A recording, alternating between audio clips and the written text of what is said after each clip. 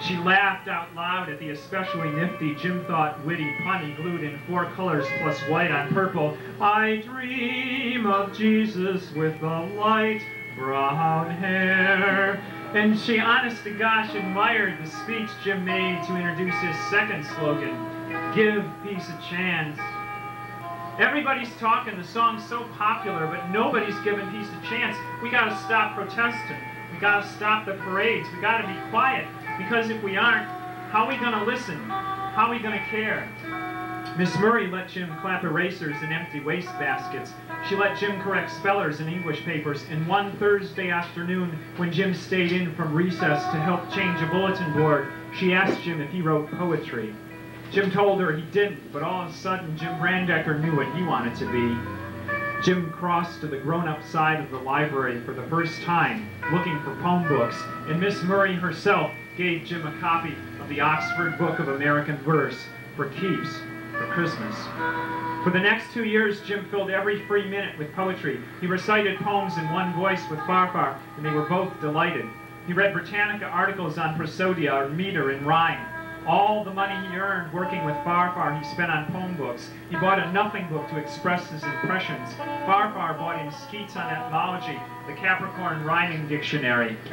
He struggled through Aristotle's Poetics, and he discovered his own favorite poets, Emily Dickinson, William Blake, and Leonard Cohen.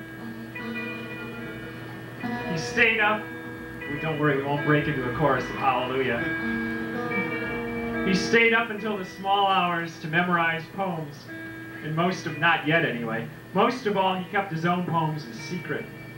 Other boys in grade school had called Jim names because he skipped gym class because of his nervous stomach.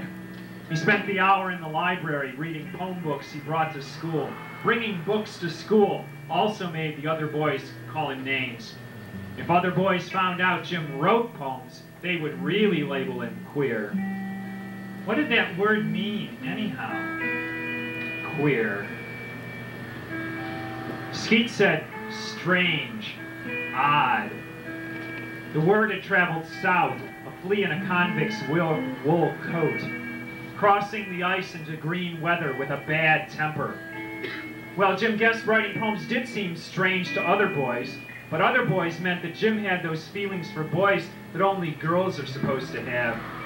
Usually other boys only stole his speller, or played keep-away with his poem books, or wrestled Jim if they caught him walking home alone from school. Once, other boys scotch-taped a sign to Jim's back, I suck dicks and I'm proud. Jim knew what other boys meant by dicks. Jim didn't need to look that word up in Skeets. Skeets didn't list the word anyway. Every other boy had his own dick in between his legs with his balls hanging below it. When Jim heard that word dick, his own dick got stiff. Popped a boner, other boys called that. Feeling the way it felt when Jim mashed the grass out in Pumpkin Hook Cemetery, tracing a drawing in one of William Blake's illuminated books. Jim wondered how other dicks looked, especially the dicks of older boys, probably husky and hairy. Jim had noticed his own hair sprouting down there, pale yellow too, like the hair on his head and his eyebrows and eyelashes. Sometimes Jim hid in the mill and pulled down his jeans and his underpants and stared at it, not daring to touch it, because Ma yelled at him, "Don't hold yourself," but it smiled up at him all the same. Jim had to be the first boy in line for his grade school graduation, the shortest boy in his class at just an inch over 5 feet tall. Sunlight warmed the back seat and flooded Jim with even warmer relief as Dad drove him home from the ceremony. A whole summer stretched before Jim. 3 months to read the 3-volume history of English prosody that Miss Murray gave Jim as a graduation present. Then Dad announced that Ma had decided to send Jimmers to summer camp.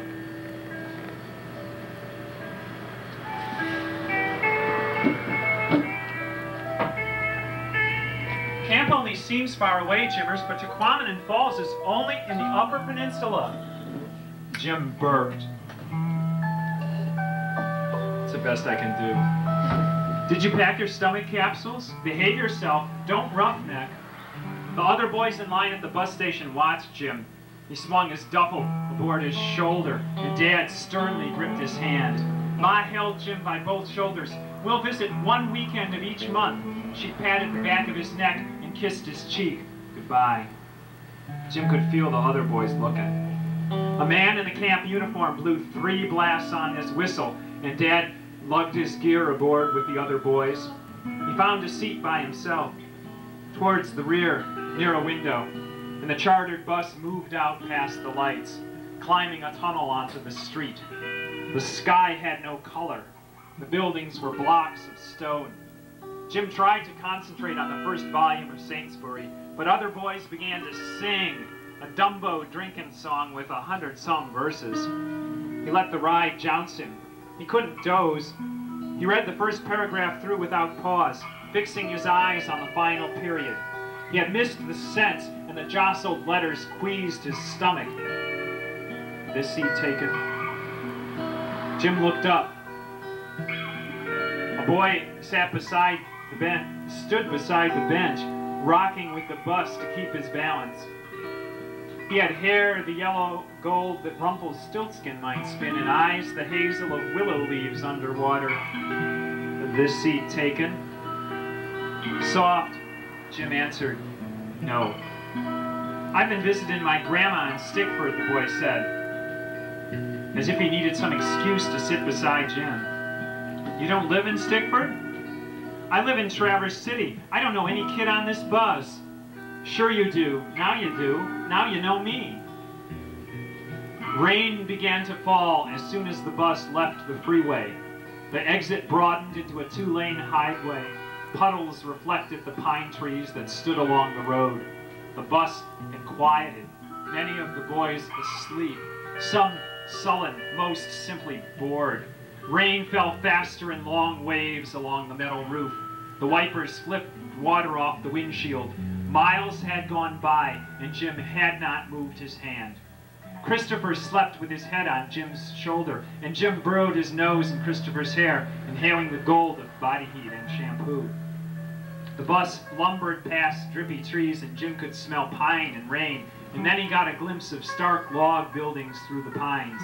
The bus turned down a dirt road, and the other boys cheered the entrance to the camp.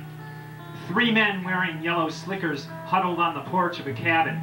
Jim heard their laughter when the driver shut off his engine, or maybe he mistook the rain for acclamation.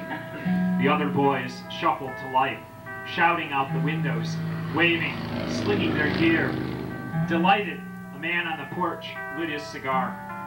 Jim woke Chris gently. "Chris, I guess we're here."